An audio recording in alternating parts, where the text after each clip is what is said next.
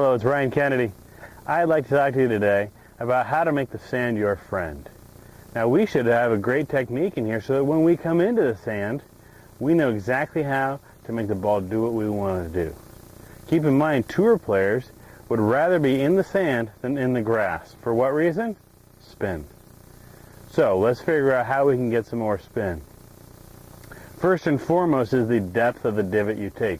If you want that ball to run out a little bit, go ahead and hit a little deeper, a little further below the ball, maybe a little further behind the ball as well. If you want the ball to have more spin, then your divot must be a lot more shallow.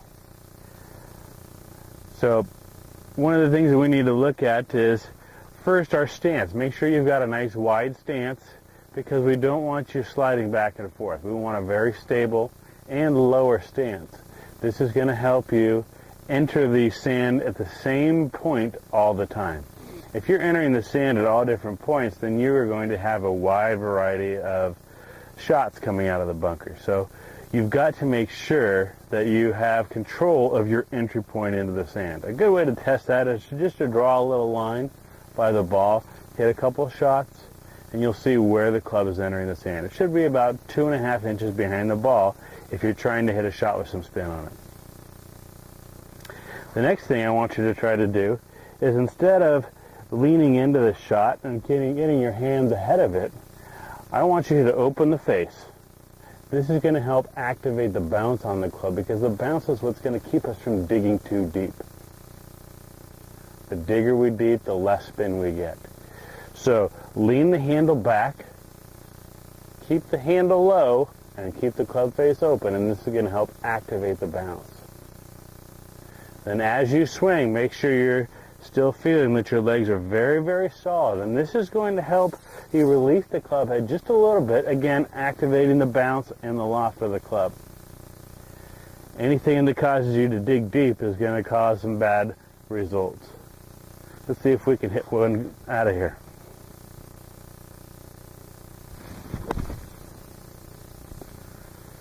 Now let's take a closer look at what's happening with the club in that sand.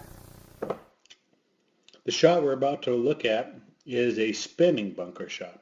So the entry point into the sand is going to be much different than would be for a hit and run bunker shot. So entry point we're looking for right about here. Now while we're looking there, let's take a closer look at the bounce on that club.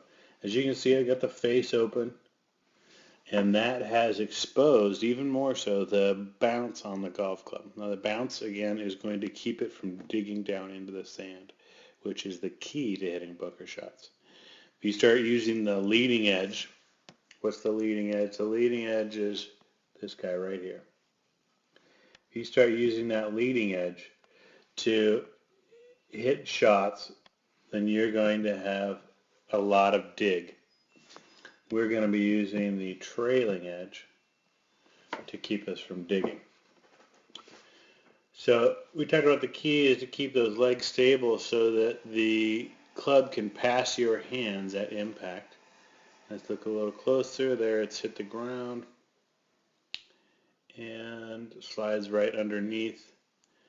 Again, letting the club head pass your hands activates loft and bounce.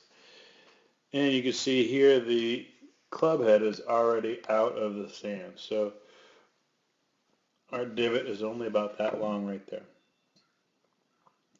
So again, this is a higher spinning shot. And if you were to need a shot to actually run out a little bit, you would be looking for an entry point further back and be taking a little bit deeper divot. So the next time you go out to practice, first thing you need to do is check your entry point. So when you set up to the ball, draw a line in the sand right through here. That way you can hit the shot and see where you're entering in the sand. And if it's too far back, you'll see you have less spin. If it's too close, you'll have a lot of spin, but the ball will go real far. So we are really looking for, again, right about here. It's about 1.5 to 2 inches behind the ball for a higher spinning shot. So try this out. I know it'll work for you. It works for me. Thanks. We'll see you next time.